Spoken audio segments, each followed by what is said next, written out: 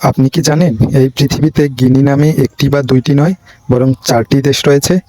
শুনতে অদ্ভুত লাগলেও এটাই সত্যি। কিন্তু কেন এই একই নাম? এর পেছনে লুকিয়ে আছে এক চরম ঔপনিবেশিক ইতিহাস। গিনি শব্দের উৎপত্তি নিয়ে নানা মত আছে, তবে সবচেয়ে গ্রহণযোগ্য তথ্য হলো আফ্রিকান বারবার ভাষার শব্দ আসিনাও থেকে এটি এসেছে, যার সহজ অর্থ কৃষ্ণাঙ্গদের দেশ। ইউরোপীয়রা আফ্রিকার এই পুরো উপকূলকে বলতো গিনি উপকূল। একসময় বিভিন্ন ইউরোপীয় শক্তি এই অঞ্চল দখল করে। 1 নম্বরে আসা যাক মূল গিনির কথায়। এটি ছিল ফ্রান্সের উপনিবেশ, তাই এর নাম ছিল ফ্রেঞ্চ গিনি। 1958 সালে স্বাধীনতার পর তারা কেবল গিনি নামটি রেখে দেয়। 2 নম্বর, গিনি বিসাউ।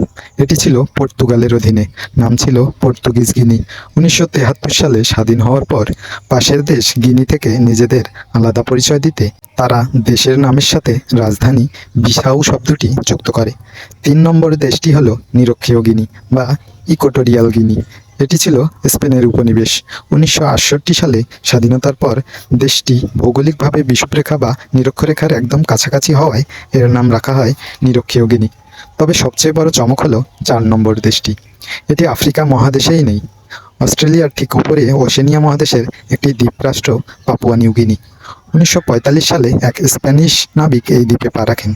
দ্বীপের আদিবাসীদের আফ্রিকার গিনি অঞ্চলের মানুষের সাদৃশ্য থেকেই তিনি এর নাম দেন নিউ গিনি বা নতুন গিনি। অর্থাৎ 3টি দেশ আফ্রিকায় নিজেদের ভৌগোলিক ইতিহাসের কারণে গিনি নাম পেয়েছে, আর 4 নম্বর দেশটির নাম পেয়েছে কেবল আফ্রিকার মানুষের সাথে চেহারার মিল থাকার কারণে।